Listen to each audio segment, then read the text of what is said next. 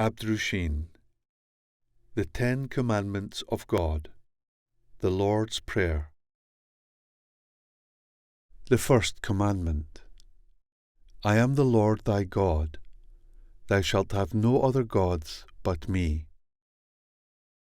He who is able to read these words aright will doubtless already see in them the sentence for many who do not observe this most exalted of all the commandments.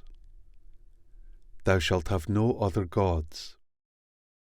Many a man reads far too little into these words. He has made it too easy for himself.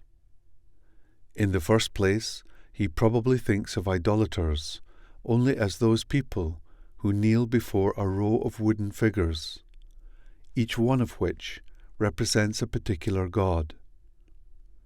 Perhaps thinks also of demon worshippers and others similarly gone astray, at best calling them to mind with pity, but he does not include himself among them.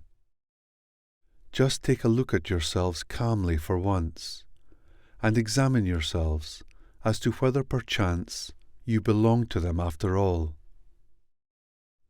One has a child who really means more to him than anything, for whom he could make any sacrifice, forgetting all else.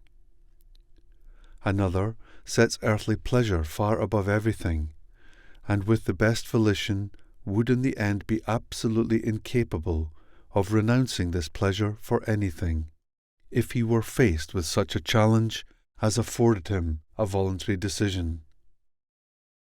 A third again loves money, a fourth power, a fifth a woman, another earthly distinction, and again in all these things they all ultimately love only themselves. That is idolatry in the truest sense. The first commandment warns against it, forbids it, and woe to him who does not obey it to the letter. This infringement avenges itself immediately, for such a person must always remain earthbound when he passes over into the ethereal realm. In reality, however, he has only bound himself to the earth through the propensity for something which is upon earth. He is thus held back from further ascent, loses the time given to him for it, and runs the risk of not emerging from the ethereal realm in time to rise therefrom to the luminous realm of the free spirits. He will then be swept along into the inevitable disintegration of all material substance, which serves to purify it for its resurrection and its new formation.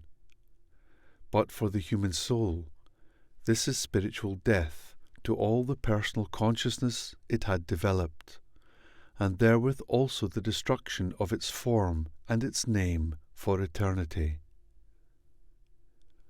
Obedience to this commandment is meant to give protection from this terrible fate.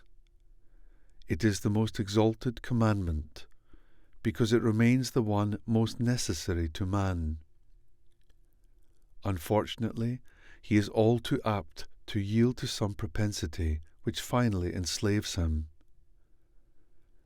But whatever he allows to become a propensity, he therewith makes into a golden calf, which he sets in the highest place, and thereby also as a false deity or idol beside his God, very often even above him.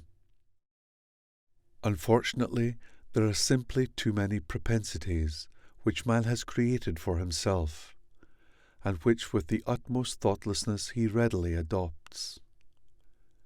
A propensity is the predilection for something earthly, as I have already pointed out. Naturally, there are still many more of them. But he who acquires a propensity is caught, as the word correctly indicates. Thereby he is caught by the gross material when he enters the beyond for his further development, and cannot easily detach himself again from it.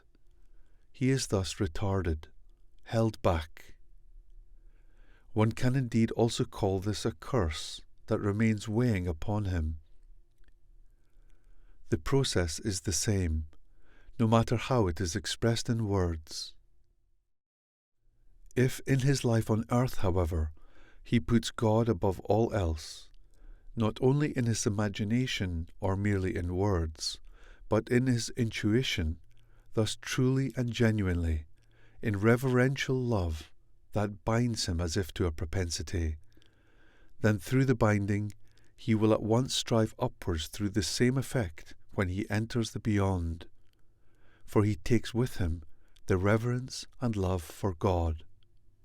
It supports him, and finally bears him into paradise, the abode of the pure spirits, who have become free from all burdens, and whose binding leads only to God's luminous truth.